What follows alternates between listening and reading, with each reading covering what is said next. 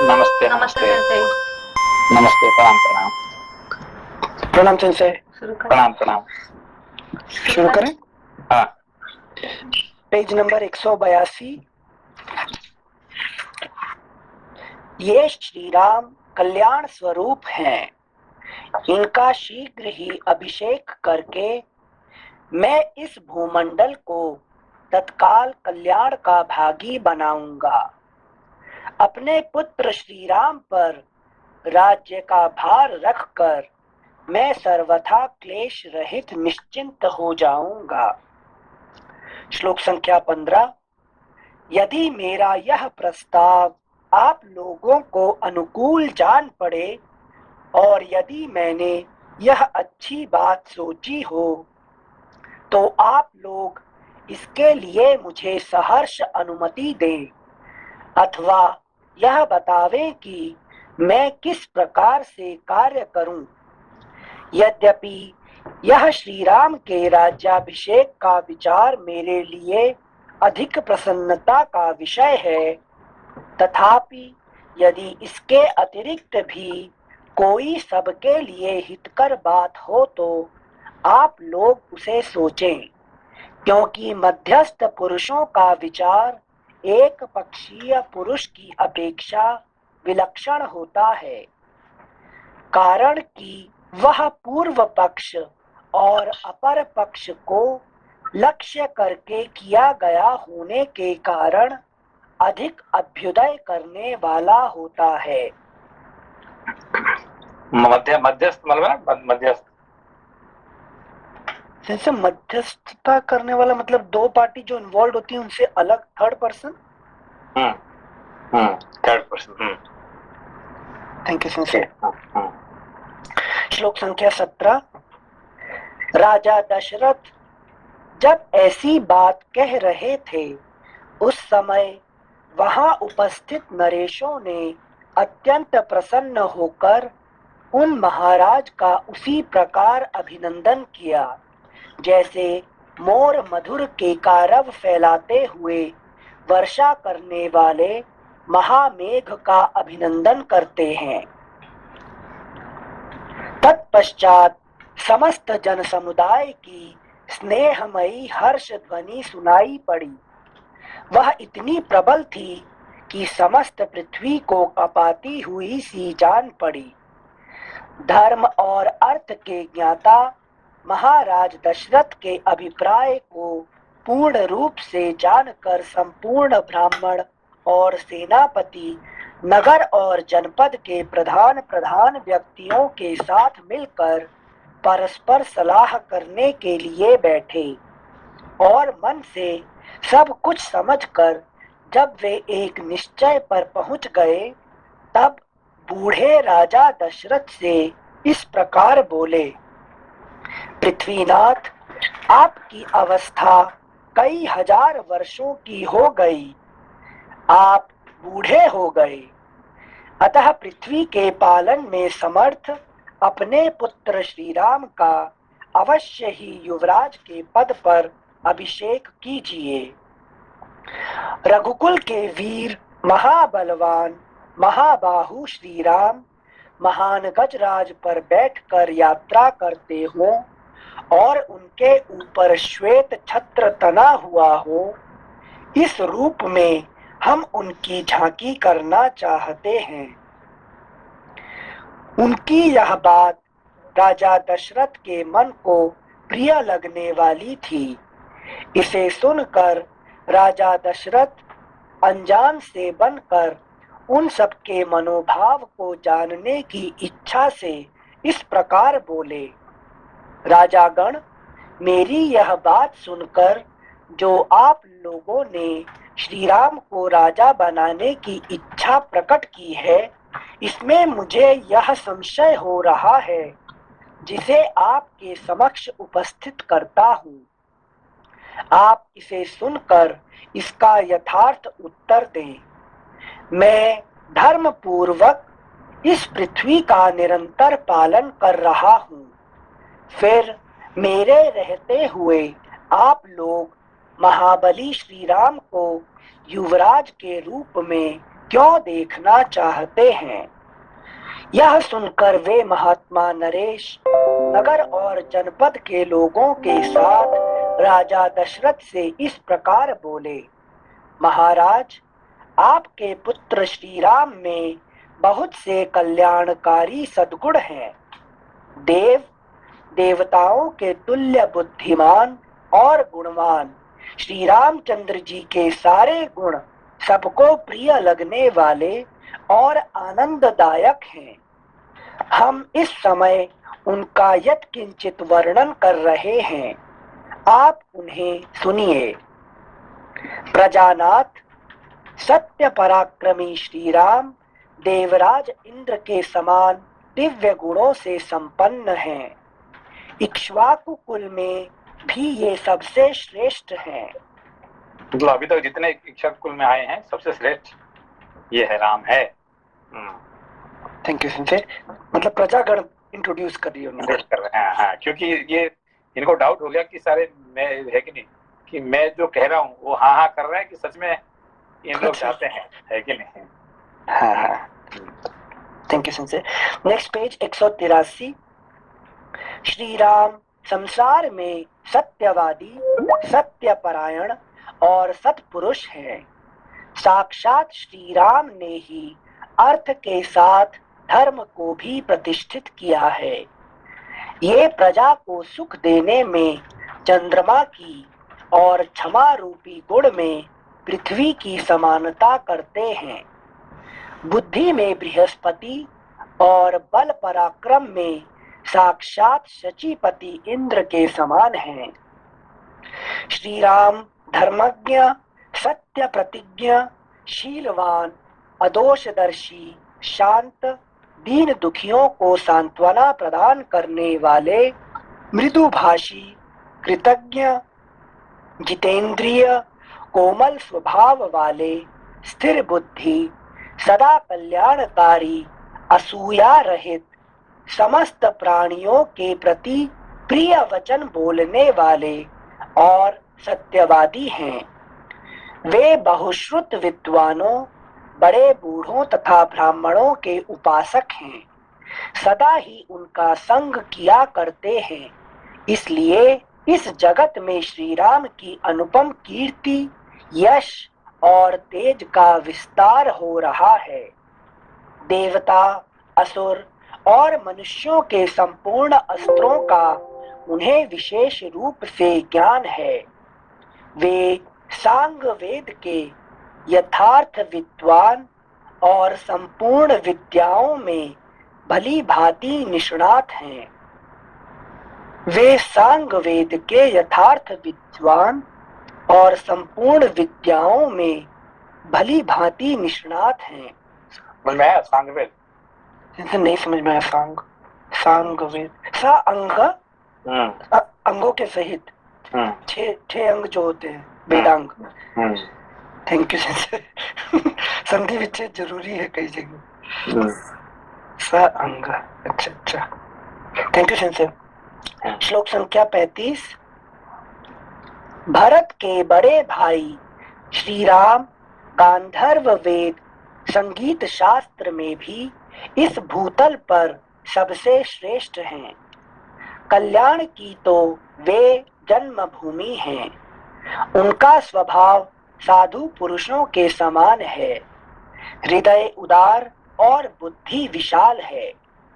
धर्म और अर्थ के प्रतिपादन में कुशल श्रेष्ठ ब्राह्मणों ने उन्हें उत्तम शिक्षा दी है।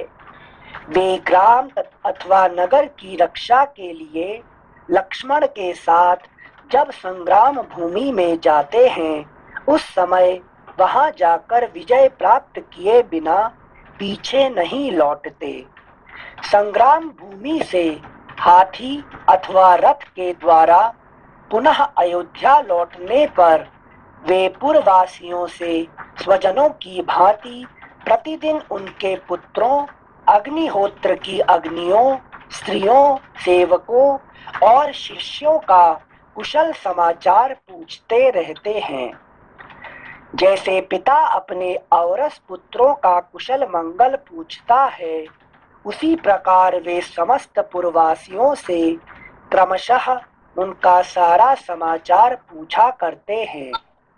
पुरुष सिंह श्री राम ब्राह्मणों से सदा पूछते रहते हैं कि आपके शिष्य आप लोगों की सेवा करते हैं ना?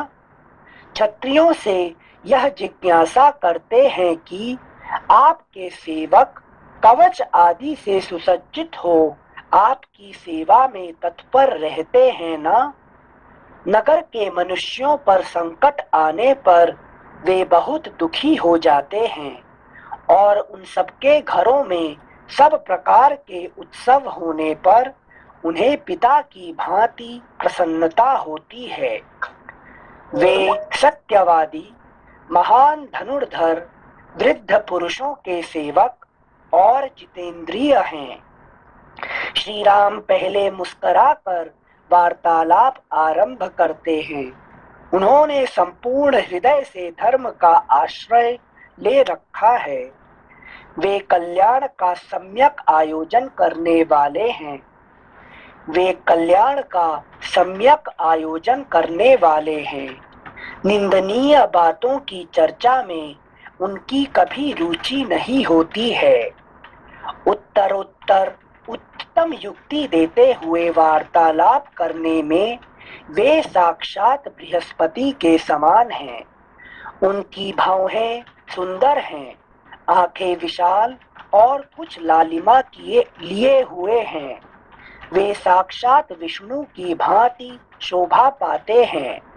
संपूर्ण लोकों को आनंदित करने वाले ये श्री राम शूद्रता, वीरता और पराक्रम आदि के द्वारा सदा प्रजा का पालन करने में लगे रहते हैं। उनकी इंद्रियां राग आदि दोषों से दूषित नहीं होती हैं। इस पृथ्वी की तो बात ही क्या है, वे संपूर्ण त्रिलोकी की भी रक्षा कर सकते हैं। उनका क्रोध और प्रसाद कभी, नेक्स्ट पेज 184, उनका क्रोध और प्रसाद कभी व्यर्थ नहीं होता है। जैसे हर्ष को प्रसाद कर दिया है पे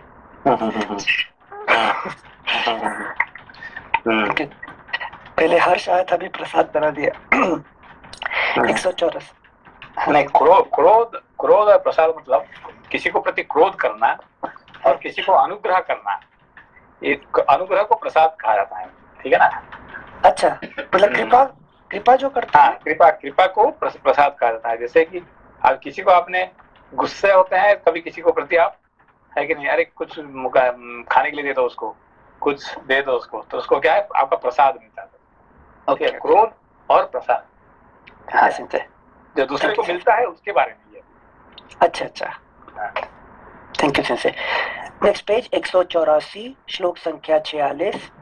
जो शास्त्र के अनुसार प्राण दंड पाने के अधिकारी हैं, उनका ये नियम पूर्वक वध कर डालते हैं, तथा जो शास्त्र दृष्टि से अवध्य हैं, उन पर ये कदापि कुपित नहीं होते हैं। जिस पर ये संतुष्ट होते हैं, उसे हर्ष में भरकर धन से परिपूर्ण कर देते हैं। समस्त प्रजाओं के लिए समझ रहा है ये वाला 46? हाँ सिंचे, जिन पर ये कुपित हो जाते हैं, मतलब बेसिकली शास्त्र विहित ही कर्म करते हैं, शास्त्र निहित नहीं। नहीं, जैसे कि अभी जो गांधी ने जो शुरू किए हैं, क्या है, सत्याग्रह करके जो लोगों को, कोई आपको एक थप्पड़ मारता है, दूसरा दिखा दो गाल, है कि नहीं? ये जो पॉलिसी है, ये हमारे पॉलिसी नहीं है, ये है कि नहीं? जो वध का जो है उसका वध करना चाहिए, है कि नहीं? यही जो है, जो गांधी ने जो सिखाए हमको, और ये जो शास्त्र हमको सिखाते हैं, ये उल्टा है कि नहीं? सेंसे तो वापस से हिंदुओं को रीएजुकेट करना पड़ेगा ना फिर। नहीं, वही है ना, जैसे कि अभी शास्त्र क्या कहते हैं कि ये अभी दोबारा पढ़िए इसको, देखिए क्या बोलते हैं। जो शास्त्र के अनुसार प्राण दंड पाने के अधिकारी हैं, उनका ये नियम पूर्वक वध कर डालते हैं। समझे बात को? अरे वाह। इसको दया नहीं आना चाहिए, भाई ये जो योग्य वध करने योग्य है उसको वध कर लेते हैं, है कि नहीं? उसके लिए दया दया का कोई ये नहीं है कि उसको कृपा कर दो, दया कर दो, वो हमारे धर्म में नहीं है कि नहीं? जो कि गांधी हमको उल्टा पाठ पढ़ाए, ठीक है ना? नपुंसक बना दिए, नपुंसक बना दिए, है कि नहीं? हाँ। सही, वो हमको है कि नहीं, जलियाना बाग जहाँ पे जो है क्या वो मार रहे हैं, जलियांवाला बाग, हाँ। है कि नहीं? हाँ, ये हम लोग क्या एक आके ये करते हैं, है कि नहीं? दिखाते हैं और मारो और मारो, ये कौन सा पॉलिसी है कि नहीं? ये राम राज्य में ऐसा नहीं होता है कि नहीं? Thank you sensei. नमस्ते सेंसे। नमस्ते नमस्ते। सेंसे, जो मतलब वो जो शास्त्र में लिखा है वही उसी के हिसाब से होना चाहिए। मतलब जैसे गांधी जी ने बोला था कि कोई हमें मारता है तो उसको दूसरा गाल दिखाया तो वो प्रॉब्लम का सोल्यूशन कहाँ हुआ? हाँ नहीं, ये तो मूर्खता एक्चुअली क्या है कि ये वो एक तरह से क्या है कि उनका काम कर रहे हैं, किसका? ब्रिटिश का काम कर रहे हैं, हमारा काम क्या किया उन्होंने, है कि नहीं? तो वो हमको मार रहे हैं और हम उनको ये कर रहे हैं, उसका मतलब ये क्या है कि नहीं? 120 करोड़ लोग 120 आदमी का बात सुने, ये क्या बात है कि नहीं? टोटल मिला के कितने ब्रिटिश थे हमारे इंडिया में, है कि नहीं? गिन के 120 150 200 400 लोग थे, ज्यादा तो नहीं थे, और वो हमको शासन करते हैं और हम चुपचाप उनको सहते हैं, ये क्या बात है कि नहीं? संजय 121 थे, 120 अंग्रेज और एक गांधी, है कि नहीं? तो ये हमारे शास्त्र ये कहते नहीं, ये नहीं है कि ये जो यहाँ पे सीधा कहे, राम जी क्या करते थे? राम जी दया करते थे, जो दया का पात्र होता है, और जो वध का पात्र होता है उसको वध कर देते हैं, उसको बिना उसको कोई दया नहीं होता उनके प्रति। ये यहाँ पे शिक्षा देते हैं हम। शिक्षा। हाँ, धन्यवाद सेंसे। Thank you sensei. श्लोक संख्या 46। जो शास्त्र के अनुसार प्राण दंड पाने के अधिकारी हैं, उनका ये नियम पूर्वक वध कर डालते हैं। नियम पूर्वक, अगर उसको मतलब इसको थोड़ा दया कर दो, उसको क्षमा कर दो, उसको ये कर दो, वो नहीं है कि नहीं? उसके लिए है कि नहीं? वो साधु सन्यासी होते हैं तो ठीक है, वो अलग होता है कि नहीं? वो तो ये संविधान में जो दंड संहिता का मतलब पूरा प्राइम मिनिस्टर के पास भेजेंगे, प्रेसिडेंट के पास भेजेंगे फॉरगिवनेस के लिए, ये सब क्या? नहीं, ये सिस्टम ऐसा नहीं एक्चुअली, क्योंकि कभी कभी गलती से किसी को प्राणदंड हो जाता कभी कभी, तो इसीलिए उसको चांस मिलता है, एक दो का चांस मिलता है भाई, ठीक है ना? इसलिए नियम पूर्वक यहाँ क्या कहा गया कि इसको तो प्राणदंड इमीडिएटली उसको प्राणदंड दे, तो वो नहीं है, उसको इसको कोर्ट में भेजो, सुप्रीम कोर्ट भेजो, फिर उसको फिर प्रेसिडेंट को भेजो, है कि राष्ट्रपति कहेगा नहीं ये इसको प्राणदंड मिलना ही चाहिए, तो उसको प्राणदंड दे देना चाहिए, ये नियम पूर्वक हुआ है। ऐसा नहीं कि उसको कोर्ट दे दिया उसने इमीडिएटली उसका प्राणदंड दे दो, उसको चांस तो दो कम से कम। अच्छा, यहाँ पे नियम पूर्वक, नियम पूर्वक। हाँ, मतलब से एवरी सिंगल वर्ड डिफाइंस नीति जो बोलते हैं, दंड नीति। नहीं पर्टिकुलरली तो जलियांवाला जो यहाँ पे हत्याकांड हुआ है, ये तो इनह्यूमन है कि नहीं? वो मारते जा रहे हो, हम उसको ये दिखा रहे हैं और मार दो, तुम खुद खड़ा क्यों नहीं हो रहे वहां पे, है कि नहीं? सेंसे ये अभी तक नहीं समझ आता, मतलब उस जनरेशन में नहीं थे कि इतने सारे लोग मिलके गांधी को क्यों उठा के तोप के आगे खड़ा कर देते थे? नहीं, वो तो उनको ही वाज प्रोटेक्ट, अभी उनको तो कभी कुछ नहीं हुआ ना, उनको तो कोई मार नहीं पड़ा ना, है कि नहीं? उनको साथ जेल में डाल देते थे, 2-4 दिन रख के उसको वीआईपी नहीं मिले फिर उसको वापस कर देते थे, है कि नहीं? उनको तो कोई प्राणदंड नहीं मिला, उनको तो कभी है कि नहीं हाथ पैर कटा नहीं गया उसको, है कि नहीं? बिल्कुल। चलिए, थैंक यू सेंसे। श्लोक संख्या 46। जो शास्त्र के अनुसार प्राणदंड पाने के अधिकारी हैं, उनका ये नियम पूर्वक वध कर डालते हैं। नियम पूर्वक जो कहा गया ये बात है कि ऐसा नहीं कि उसको प्राणदंड इमीडिएटली उसको निश्चित हुआ और साथ साथ उसको प्राणदंड मिल गया, वो नहीं है, नियम पूर्वक है कि उसको सीक्वेंस चांस दिया जाएगा, वो अपना बात कहेगा, है कि नहीं? वो सही में उसको मिल रहा है कि नहीं मिल रहा है, लेकिन इसका नियम पूर्वक। Thank you sensei. हाँ। तथा जो शास्त्र दृष्टि से अवध्य हैं, उन पर ये कदापि कुपित नहीं होते हैं। जिस पर ये संतुष्ट होते हैं, उसे हर्ष में भरकर धन से परिपूर्ण कर देते हैं। समस्त प्रजाओं के लिए कमनीय तथा मनुष्यों का आनंद बढ़ाने वाले मन और इंद्रियों के संयम आदि सद्गुणों द्वारा श्री राम वैसे ही शोभा पाते हैं जैसे तेजस्वी सूर्य अपनी किरणों से सुशोभित होते हैं। ऐसे सर्वगुण संपन्न लोकपालों के समान प्रभावशाली एवं सत्य पराक्रमी श्री राम को इस पृथ्वी की जनता अपना स्वामी बनाना चाहती है। हमारे सौभाग्य से आपके वे पुत्र श्री रघुनाथ जी प्रजा का कल्याण करने में समर्थ हो गए हैं तथा आपके सौभाग्य से वे मरीचि नंदन कश्यप की भांति पुत्रोचित गुणों से संपन्न हैं। देवताओं, असुरों, मनुष्यों, गंधर्वों और नागों में से प्रत्येक वर्ग के लोग तथा इस राज्य और राजधानी में भी बाहर भीतर आने जाने वाले नगर और जनपद के सभी लोग सुविख्यात शील स्वभाव वाले श्री रामचंद्र जी के लिए सदा ही बल, आरोग्य और आयु की शुभ कामना करते हैं। इस नगर की बूढ़ी और युवती, सब तरह की स्त्रियां सवेरे और सायंकाल में एकाग्र चित्त होकर परम उदार श्री रामचंद्र जी के युवराज होने के लिए देवताओं से नमस्कार पूर्वक प्रार्थना किया करती हैं। देव, उनकी वह प्रार्थना आपके कृपा प्रसाद से अब पूर्ण होनी चाहिए।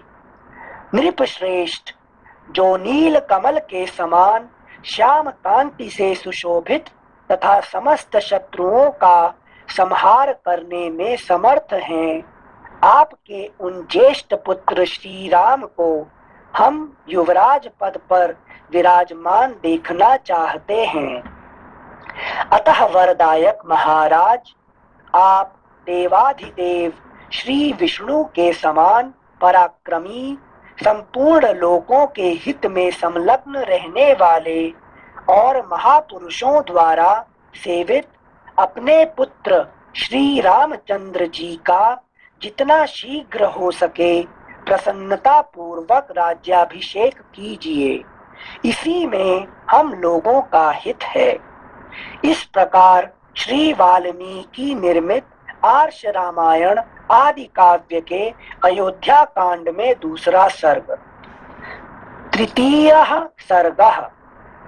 राजा दशरथ का वशिष्ठ और वामदेव जी को श्री राम के राज्याभिषेक की तैयारी करने के लिए कहना और उनका सेवकों को तदनुरूप आदेश देना।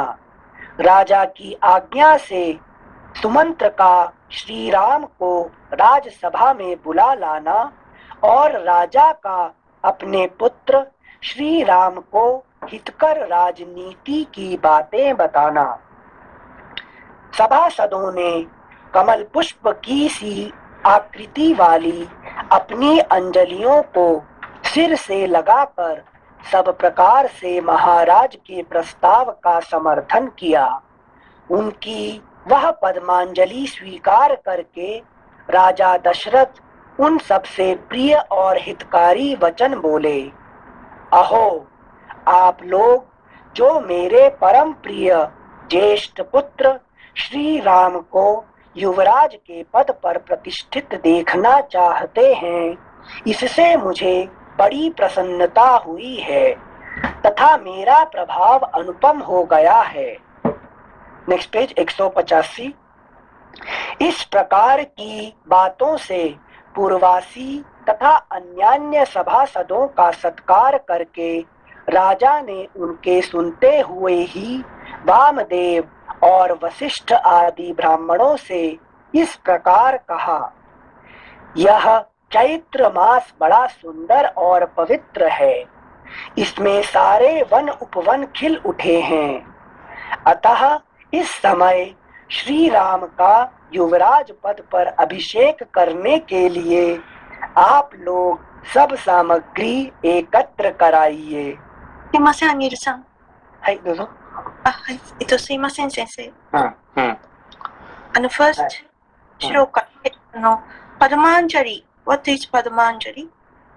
So when you accept something, when some what you call some proposal, the way you put your what you call both the hands together, that is called Padmanjali. Anjali means Anjali Mudra. Anjali Mudra, you always tell us. No? That is, and that when Padmanjali means when you accept some proposal, so the way you show, that is called Padmanjali. Yes, we accept your proposal. Suppose we say, shall we make Ram as the emperor, next emperor? Then everybody say yes. And that yes, how do you say? You yes through the Padmanjali. Okay. Like in the modern time we raise the hand, but raising the hand is not the point. Padmanjali is this to show, to accept some proposal. Okay. Very beautiful. Thank you. That is the way to say yes, we accept. Okay, thank you very much. Okay. से एक बार श्लोक संख्या 4 फिर से पढ़ रहे हैं, फिर एक प्रश्न है वहां पर। 3 में कहते हैं, उन राजा ने उनके सुनते हुए ही वामदेव और वशिष्ठ आदि ब्राह्मणों से इस प्रकार कहा। श्लोक संख्या 4 में कहते हैं, यह चैत्र मास बड़ा सुंदर और पवित्र है, इसमें सारे वन उपवन खिल उठे हैं, अतः इस समय श्री राम का युवराज पद पर अभिषेक करने के लिए आप लोग सब सामग्री एकत्र कराइए। जिनसे वामदेव और वशिष्ठ जी को इंस्ट्रक्ट कर रहे हैं या नहीं, इंस्ट्रक्ट नहीं है, ये कह रहे हैं कि ये मैंने निश्चित कर लिया, क्योंकि निश्चित तो हमको करना पड़ेगा ना राजा को। तो अच्छा। ये जो चैत्र मास बड़ा कह रहे हैं कि सुंदर और पवित्र है। क्यों? चैत्र मास में सारे नया पत्ते जो है ना, पूरा फूल पत्ते ये सब जो है ना फुल ग्रोन होता है कि नहीं? तो इस समय पे मैंने निश्चित किया है। और एक्चुअली क्या बेसिकली वो उनको इंस्ट्रक्ट किसको कर रहे हैं कि उनका जो वामदेव और वशिष्ठ का जो है कि नहीं सर्वेंट होते हैं, उनको इंस्ट्रक्ट कर रहे हैं। और इनको ये इनसे तो ऑलरेडी उन्होंने ले चुके हैं परमिशन ओके ले चुके हैं। और उन्होंने कहा ठीक है, आपके कहने का अनुसार मैं मान लिया, और मेरे सारे है कि जो बाकी जो छोटे छोटे राजा है, जो इस देश का जो मंत्री है, ये सब लोग मान गए। अभी बस अब इसके लिए तैयार करना शुरू करे, तो ये कह रहे हैं ये पे। अच्छा। मैंने पूछने का रीजन ये था कि मतलब वशिष्ठ जी और वामदेव जी ये नहीं बोलेंगे भरत जी नहीं आए, जनक जी नहीं आए, तो उन्होंने इसलिए क्या कि ये देखिए यहाँ पे थोड़ा पॉलिटिक्स है इसमें, है कि इसमें पॉलिटिक्स क्या है कि ये जानते हैं कौन वशिष्ठ सारे जानते हैं सब, क्या ये क्यों आए, क्या होने वाला, ये सब वो जानते हैं, ठीक है ना? अच्छा। हाँ, तो वो चुपचाप बैठे हैं, है कि नहीं, कि आगे क्या होने वाला ये जानते नहीं, सब जानते हैं, है कि नहीं? तो ये तो और ये वो भी क्या किसके लिए काम कर रहे हैं? ये देवताओं के लिए काम कर रहे हैं, ठीक है ना? Got it. Thank you sir. हाँ सर, इसलिए पूछा क्योंकि राजा यूजुअली ब्राह्मणों को या गुरुओं को रखता है ना कि मार्ग पे सही दिशा में लेकर चलते रहें। तो हमेशा देखिए ऐसा है कि जो ऋषि महर्षि ब्राह्मण इसको क्या करते हैं, ये कभी ये करो वो करो कभी नहीं कहेंगे, वो तथास्तु कहेंगे। इनका क्या है? तथास्तु, आपका जैसे इच्छा है कि नहीं? यहाँ पे भाई मैं यहाँ पे मैं इफ यू से no, will that fellow will accept? No, he'll not. He'll not accept. हाँ, वो तो करेगा जो करना है। आप कह दिया नहीं ये मत करो, वो चुपचाप बैठेगा क्या? वो तो करते जाएगा, है कि नहीं? he or she will do what our fellow decide. तो आप कहने से और नहीं करने से कुछ फर्क पड़ेगा क्या? कुछ नहीं फर्क पड़ेगा। तो इसीलिए जो देवता होते हैं, जो ऋषि होते हैं, ये क्या कहते हैं? तथास्तु, जैसे आपका इच्छा है ऐसे हो, ठीक है ना? अच्छा। ये करो वो ये नहीं करो ये कभी नहीं कहेंगे, है कि कोई भी देवता, कोई भी ब्राह्मण, कभी कोई भी ऋषि कभी नहीं कहेगा ये करो वो नहीं करो, नहीं। आपका आखिरी में अभी उस दिन क्या पूछे, भाई मैं अभी आज ये खाना चाहिए क्या, नहीं खाना चाहिए, हमने क्या बोले? आपका मन में जो आ रहा है, बिल्कुल अभी हम ये कहेंगे भाई ये मत खाओ, वो चुपचाप थोड़ी बैठेगा, है कि मत खाओ, मन वो को नहीं हिसाब से खाएंगे, खा वो तो लेगा। खाएंगे, है कि नहीं? हाँ। और नहीं खाना तो हम खाओगे तो नहीं खाएंगे, है कि नहीं? तो फिर हम बीच में हम क्यों फंसना चाहते हैं, है कि नहीं? Right right. आज एकादशी है, खाना चाहिए कि नहीं खाना चाहिए, हम क्या बोलेंगे? अब नहीं खाना चाहिए तो चुपचाप थोड़ी बैठेगा, भूख लगी तो खा ही लेगा, बिल्कुल। अगर नहीं ये खाना चाहिए, बोले यार आप कैसे ये है एकादशी आप खाने के लिए बात कर रहे हैं, है कि नहीं? तो इसलिए हम क्या कहेंगे, नहीं आपका मन में जो आखिरी में फाइनली जैसे विचार आता है वही करो, है कि नहीं? अच्छा। तो मेरा तथास्तु, है कि नहीं? Thank you sincere. कभी किसी को ये करो वो नहीं करो कभी ये नहीं कहना चाहिए, ठीक है ना? क्या क्या करना चाहिए जो आपका मन में है फाइनली। हाँ, शास्त्र क्या कहते हैं? शास्त्र ये कहते हैं कि आप ऐसे ऐसे करने से आपको ये फल मिलेगा, वो नहीं करने से, तो ये आप बता दीजिए शास्त्र ये कह रहे हैं, और फाइनली आप क्या करना चाहिए, जो आपका मन में आता है वही करो, समझना? सर नमस्कार। हाँ, नमस्कार नमस्कार। सर जी ने जो भरत और शत्रुघ्न जी को बुलाना भूल गए या जान के नहीं बुलाया, तो कितना बड़ा उत्सव होने वाला है राम जी का। तो इसमें क्या पॉलिटिक्स थी सर इसके अंदर, जो दशरथ जी ने बुलाया आप भूल गए? नहीं, यहाँ दशरथ जो है थोड़ा शंकित है कि उनका मन में थोड़ा डाउट था, ये जरूर था। क्यों? अभी भरत जी आ जाएंगे तो मन में वो तो मन में हो जाएगा ना भाई, देखो ठीक है जिस दिन राम पैदा हुए हम भी उस दिन पैदा हुए हैं, है कि नहीं? तो हम क्यों राजा नहीं हो गए, ये उनका डाउट है। क्योंकि भरत नहीं कहेंगे, ये जरूर है, ये पक्का पता है कि भरत जी राम जी का बहुत बड़े दास है कि नहीं? तो देखा आपने कैसे कैसे क्या क्या किया उन्होंने, वो कभी नहीं करेंगे। तो भी दशरथ जी का मन में एक डाउट है, कोई अच्छे कर्म करने के टाइम पे जल्दी कर दो, देर मत करना, पता नहीं कहां से क्या आ जाएगा। तो इन्होंने सबसे ये नहीं क्या नहीं किए कि कैकेय राज को और जनक जी को नहीं बुलाए। क्यों? वो उनका बात और टाल नहीं सकते हैं, और जनक जी कुछ कहेंगे दशरथ जी थोड़ी मना करेंगे, है कि नहीं? तो इनको बीच में अभी लाने से कुछ उनको बात सुनना पड़ेगा, नहीं लाने से कोई बात ही नहीं सुनना पड़ेगा। जितने लोग उतनी बातें होंगी, इतनी बात होगी, जितने लोग इतनी बात होगी। तो इसीलिए क्या करें, उन्होंने चुपचाप ये बात को जल्दी से जल्दी कर लो, फिर बाद में कहता भाई मैं जल्दबाज था कर दिया और सॉरी, और आप उनको आशीर्वाद दीजिए। कौन मना करेगा? कार्य में नहीं करनी है अपना, कर दो इसको, है कि नहीं? ये दशरथ जी का कहना है। और दूसरा क्या कहना कि देवता लोग ने, सारे देवता लोग मिल के ये जल्दी जल्दी कर देंगे तो इससे क्या होगा, फिर भरत आएंगे, ये फिर बीच में, है कि नहीं? ये सब होगा, फिर उनको जंगल जाना पड़ेगा, फिर रावण मरेगा, है कि नहीं? अभी भरत होते हैं तो फिर वो तो करने नहीं देंगे, जाने नहीं देंगे। नहीं आप नहीं जा सकते। हाँ, तो भरत होते हैं तो ये अभी भरत होते हैं, कैकेय राज होते हैं, फिर वो जनक जी होते हैं, फिर क्या है, फिर तो राम जी का कब जाना ही होगा, नहीं होगा, है कि नहीं? जी। तो ये सब देवता लोगों का प्लानिंग था इनको बुलाने का, है कि नहीं? और दशरथ जी का भी एक संकीपन था कि अरे भाई पता नहीं, भरत कह सका कि भाई मैं राजा बन जाऊं, कह सकता है कि नहीं? ये सब बात एक साथ आ गया कि रुकावट ना होता है कुछ, इसलिए रुकावट। हाँ, ठीक है, थैंक यू।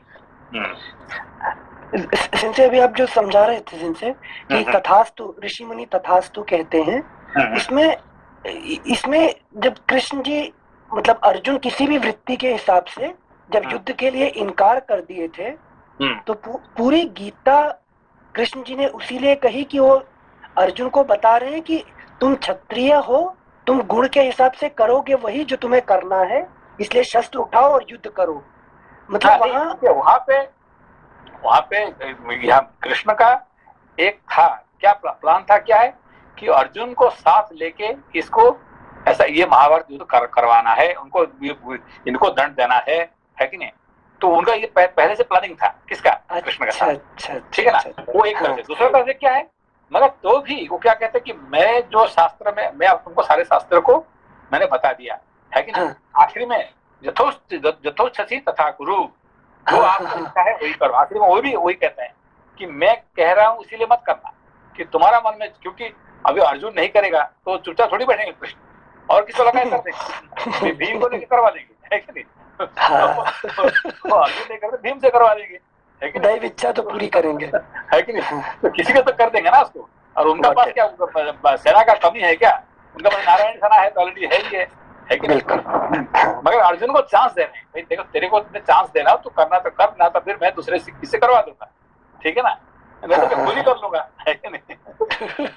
सेंसर सर बाद में समझा देते हैं, माम एकम शरणम प्रजा, हाँ, भूल जा सब कुछ।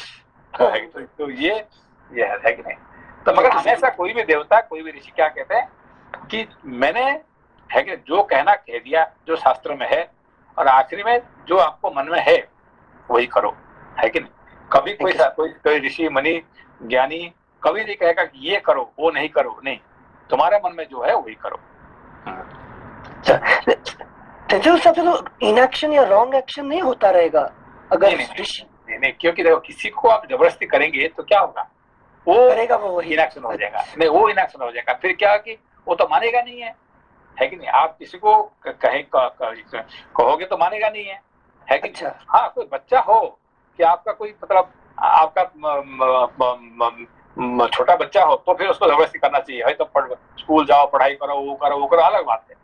मगर कोई मतलब आफ्टर सर्टेन पीरियड, है कि नहीं, तो फिर क्या है, उसको जबरदस्ती करने से कोई मतलब नहीं होगा, ठीक है ना? थैंक यू सिंसे। श्लोक संख्या 4। यह चैत्र मास बड़ा सुंदर और पवित्र है, इसमें सारे वन उपवन खिल उठे हैं, अतः इस समय श्री राम का युवराज पद पर अभिषेक करने के लिए आप लोग सब सामग्री एकत्र कराइए। राजा की यह बात समाप्त हो राजा की यह बात समाप्त होने पर सब लोग हर्ष के कारण महान कोलाहल करने लगे। धीरे धीरे उस जनरव के शांत होने पर प्रजापालक नरेश दशरथ ने मुनि प्रवर वशिष्ठ से यह बात कही, भगवान श्री राम के अभिषेक के लिए जो कर्म आवश्यक हो उसे सांगोपांग बताइए, और आज ही उस सब की तैयारी करने के लिए सेवकों को आज्ञा दीजिए। महाराज का यह वचन सुनकर मुनिवर वशिष्ठ ने राजा के सामने ही हाथ जोड़कर खड़े हुए आज्ञा पालन के लिए तैयार रहने वाले सेवकों से कहा, तुम लोग सुवर्ण आदि रत्न, देव पूजन की सामग्री, सब प्रकार की औषधियां, श्वेत पुष्पों की मालाएं, खील, अलग अलग पात्रों में शहद और घी, नए वस्त्र, रथ, सब प्रकार के अस्त्र शस्त्र, चतुरंगिणी सेना, उत्तम लक्षणों से युक्त हाथी, चमड़ी गाय की पूंछ के बालों से बने हुए 2 व्यजन, ध्वज, श्वेत छत्र, अग्नि के समान दीप्यमान सोने के 100 कलश, सुवर्ण से चमड़ी गाय का जो पूंछ क्या है?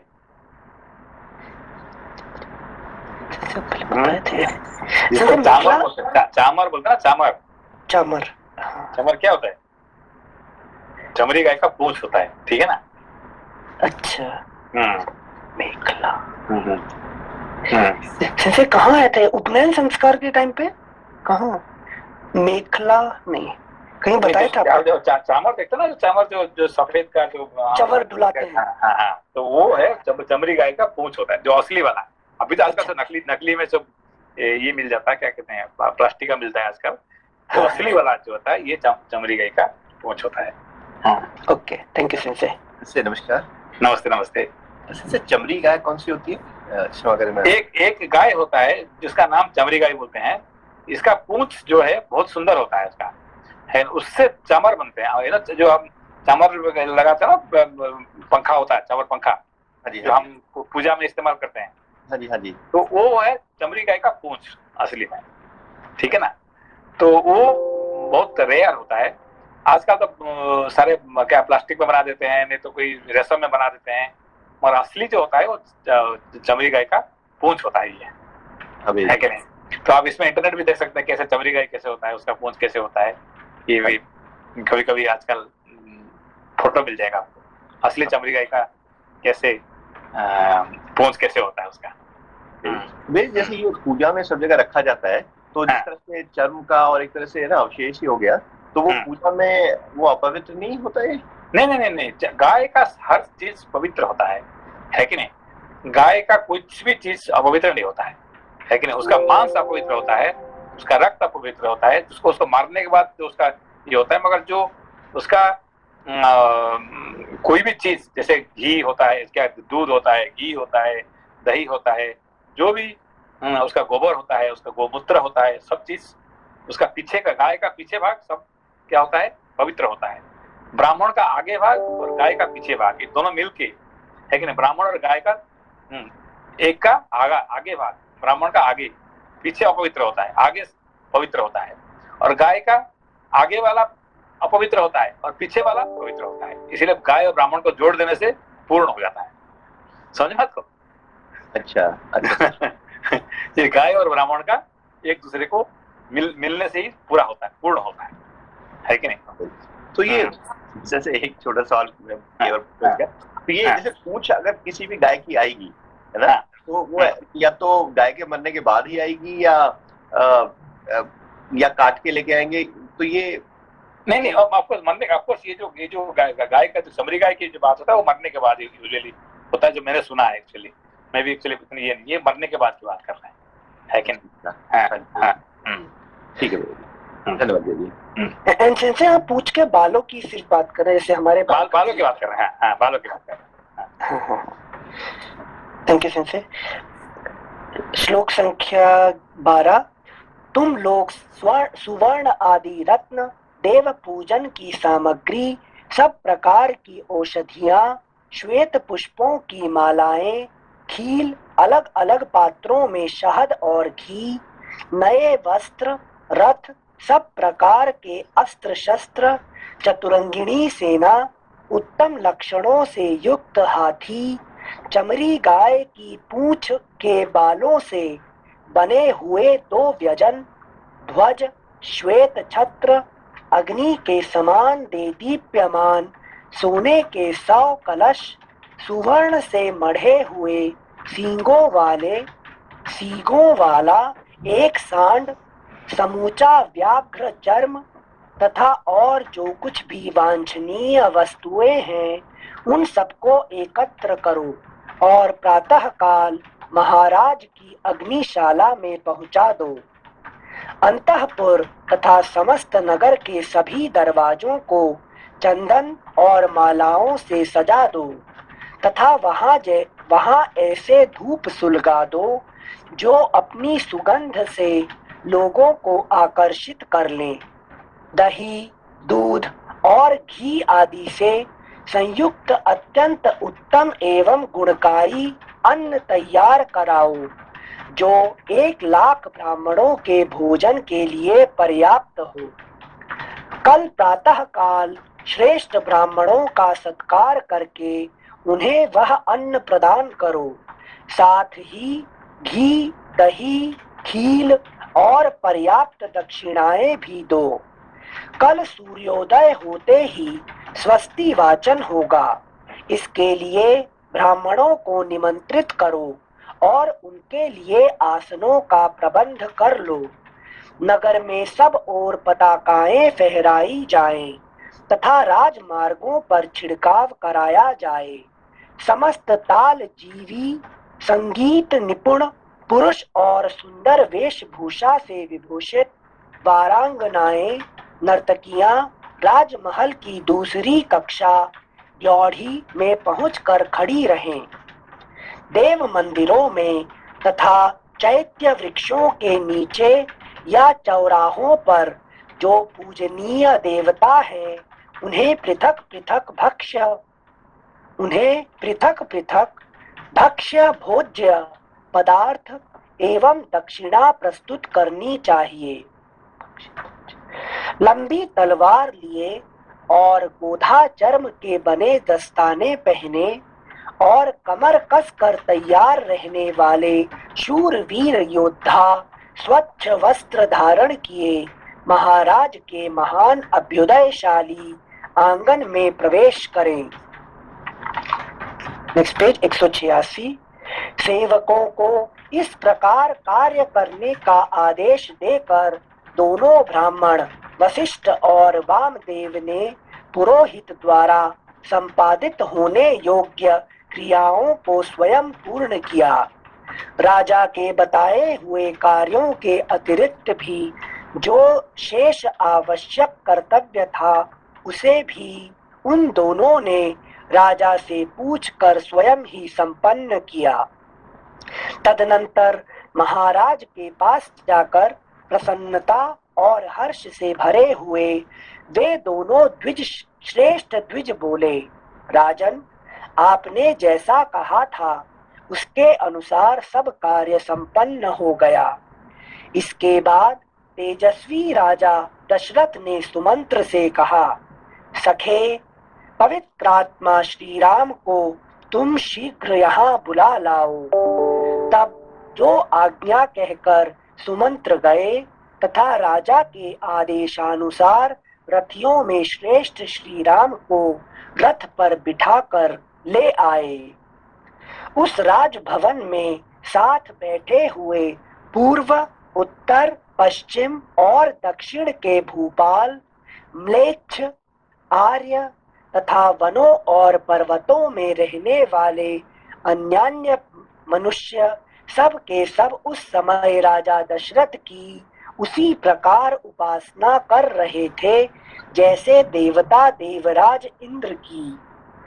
उनके बीच अट्टालिका के भीतर बैठे हुए राजा दशरथ मरुदगणों के मध्य देवराज इंद्र की भांति शोभा पा रहे थे।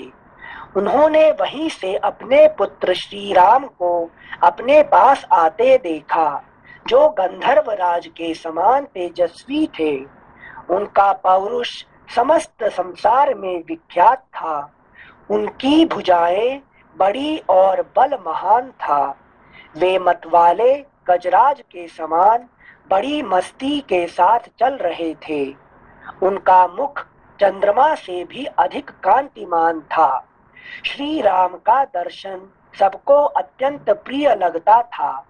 वे अपने रूप और उदारता आदि गुणों से लोगों की दृष्टि और मन आकर्षित कर लेते थे। जैसे धूप में तपे हुए प्राणियों को मेघ आनंद प्रदान करता है, उसी प्रकार वे समस्त प्रजा को परम आह्लाद देते रहते थे। आते हुए श्री रामचंद्र की ओर एक टक देखते हुए राजा दशरथ को तृप्ति नहीं होती थी।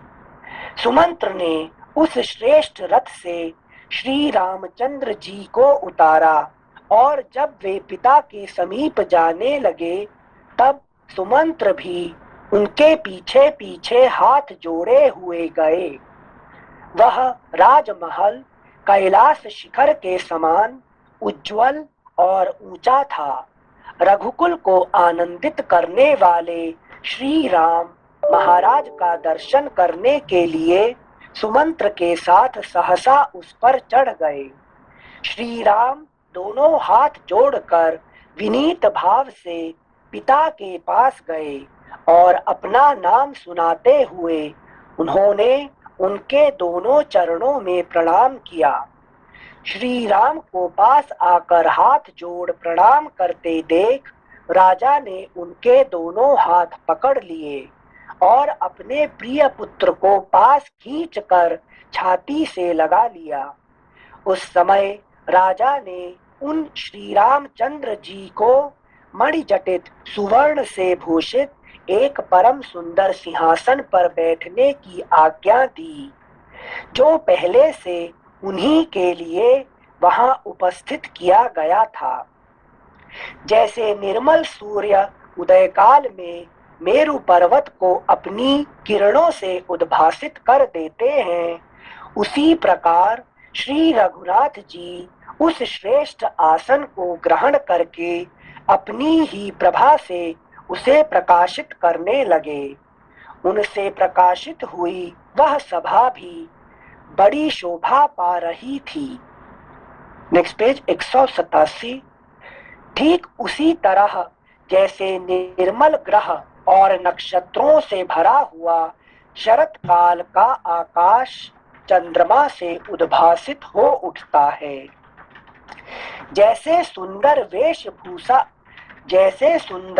वेशभूषा से अलंकृत हुए अपने ही प्रतिबिंब को दर्पण में देखकर मनुष्य को बड़ा संतोष प्राप्त होता है, उसी प्रकार अपने शोभाशाली प्रिय पुत्र उन श्री राम को देखकर राजा बड़े प्रसन्न हुए। जैसे कश्यप देवराज इंद्र को पुकारते हैं, उसी प्रकार पुत्रवानों में श्रेष्ठ राजा दशरथ सिंहासन पर बैठे हुए अपने पुत्र श्री राम को संबोधित करके उनसे इस प्रकार बोले, बेटा, तुम्हारा जन्म मेरी बड़ी महारानी कौसल्या के गर्भ से हुआ है। तुम अपनी माता के अनुरूप ही उत्पन्न हुए हो। श्री राम, तुम गुणों में मुझसे भी बढ़कर हो, अतः मेरे परम प्रिय पुत्र हो। तुमने अपने गुणों से इन समस्त प्रजाओं को प्रसन्न कर लिया है, इसलिए कल पुष्य नक्षत्र के योग में युवराज का पद ग्रहण करो।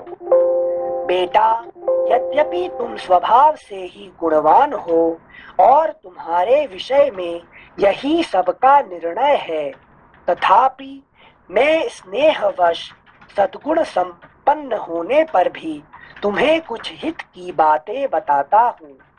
तुम और भी अधिक विनय का आश्रय लेकर सदा जितेंद्रिय बने रहो। काम और क्रोध से उत्पन्न होने वाले दुर्व्यसनों का सर्वथा त्याग कर दो।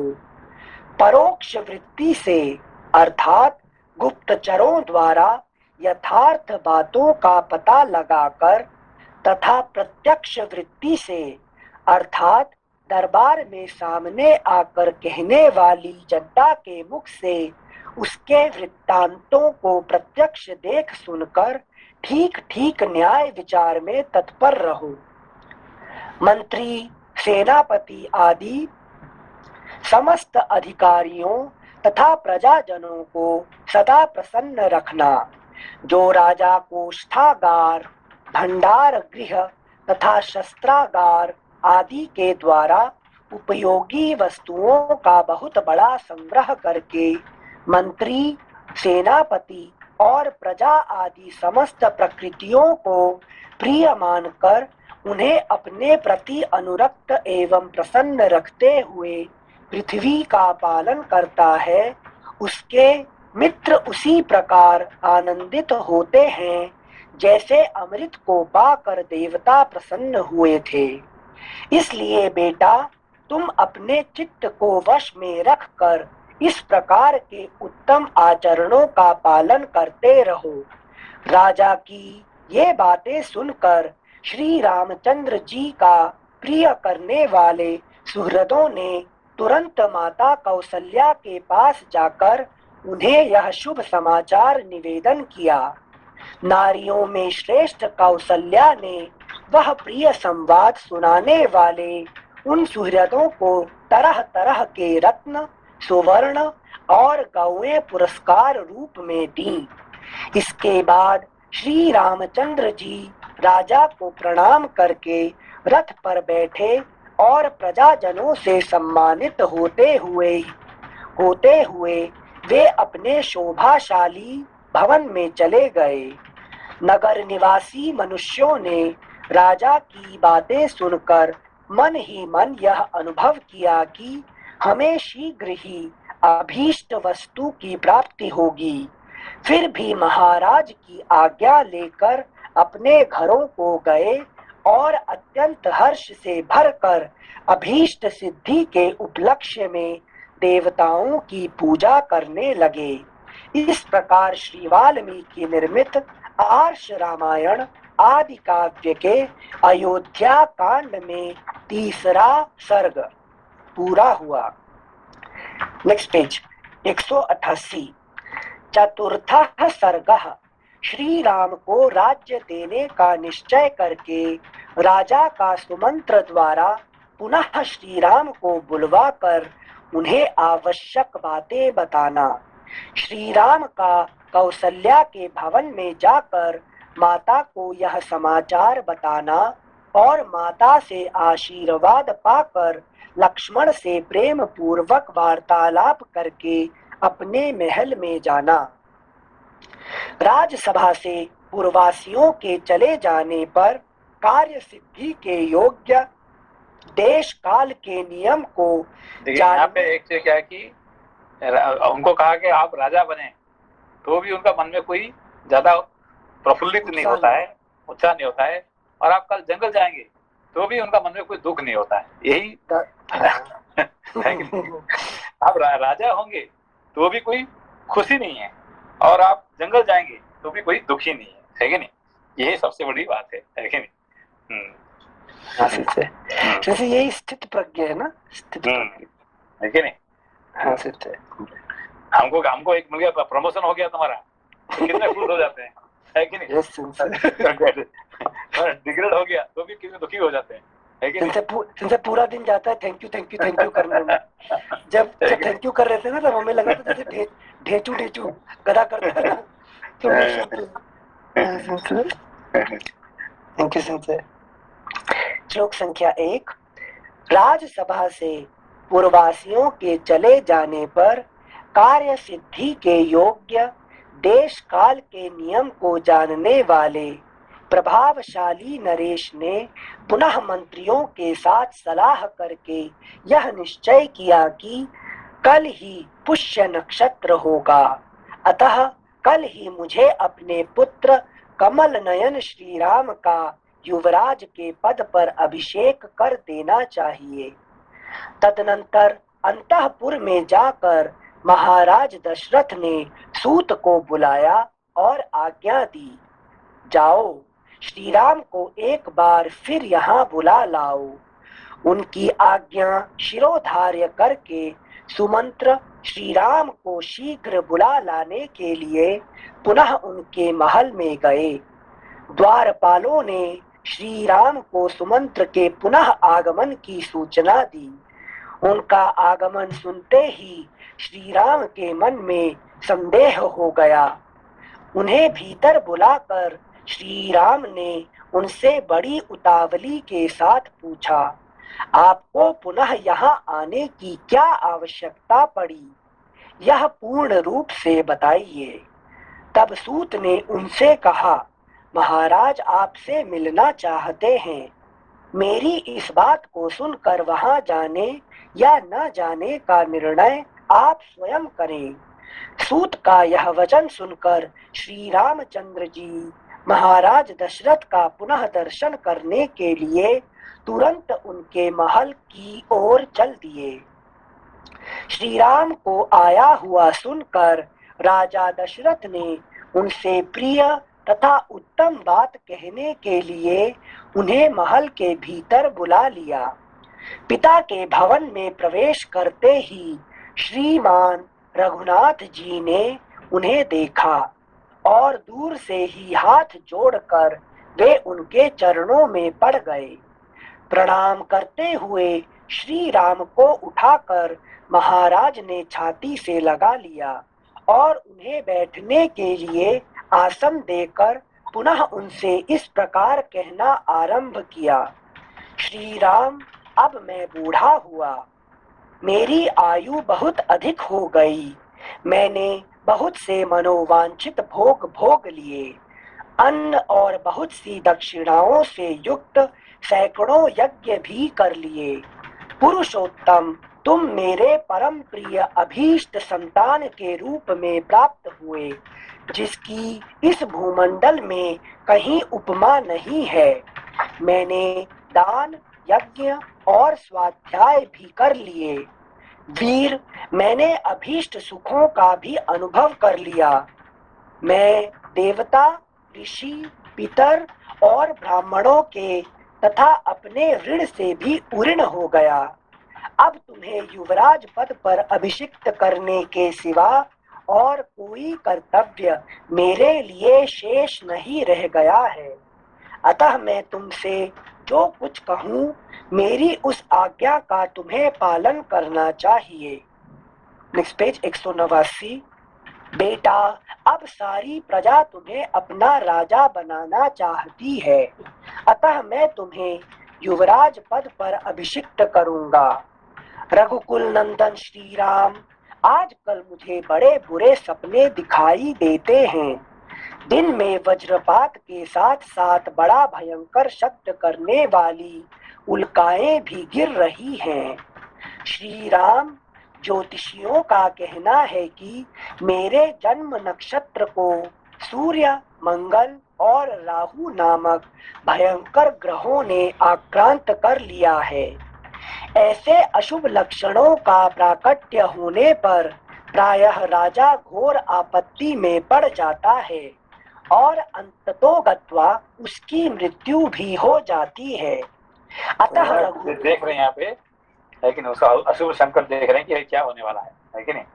हाँ। इसमें क्या है, सूर्य के साथ मंगल और राहु ये दोनों जोड़ गए है कि नहीं। ये तीन जोड़ जाने से क्या होता है, ऐसे ऐसे होता है कि नहीं।